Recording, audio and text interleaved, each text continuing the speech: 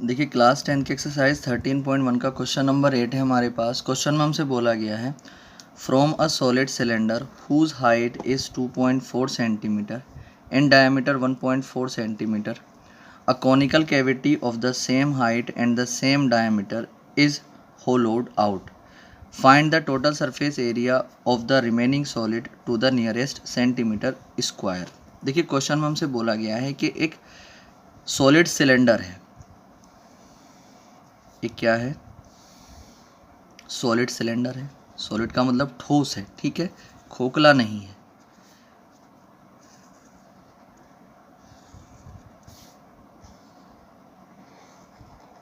अब आगे क्या बोला गया है? Cylinder whose height is 2.4 centimetre. इसकी जो हाइट है वो कितनी है? 2.4 सेंटीमीटर है।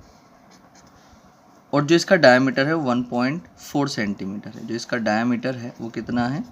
1.4 centimetre. A conical cavity of the same height and the same diameter is hollowed out। एक कॉनिकल कैविटी जो है इसमें जो है निकाली गई है, यानी कि कॉनिकल कैविटी की गई है इसमें, यानी इसमें से जो है ना एक कोन काट करके निकाल लिया गया है। किस हाइट का कोन काटा गया है?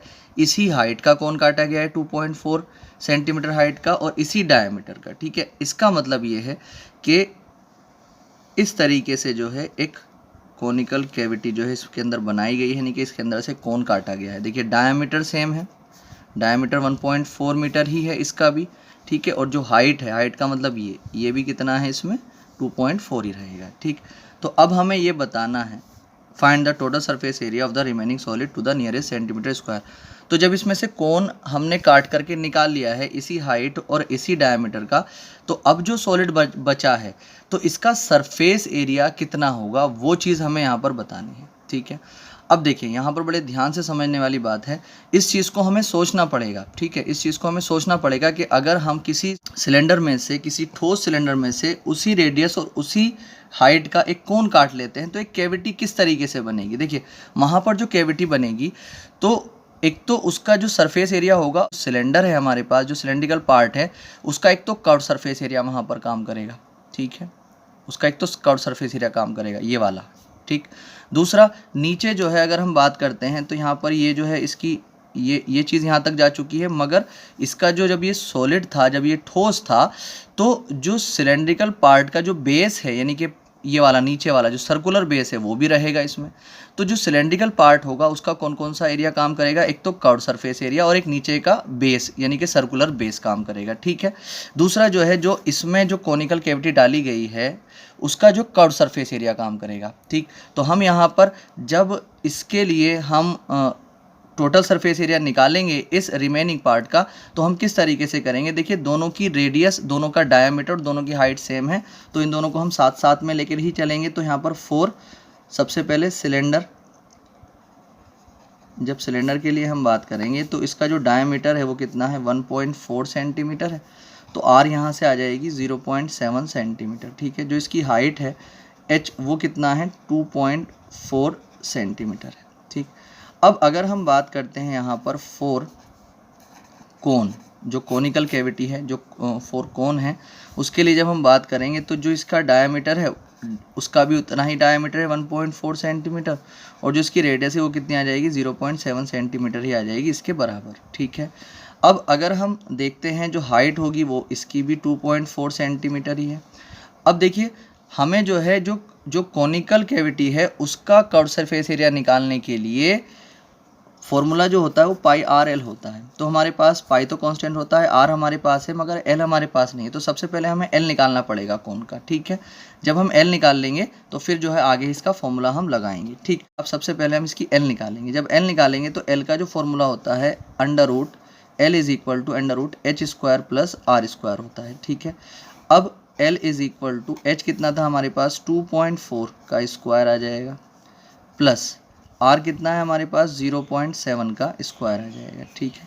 तो जब इसको आगे हम सॉल्व करेंगे तो L इज इक्वल टू यहाँ पर 2.4 का स्क्वायर का मतलब होता है 576 पॉइंट यहाँ पर आ जाएगा, प्लस जब इसको निकालेंगे 2.4 की 2.4 से मल्टीप्लाई करेंगे तो इतना आ जाएगा।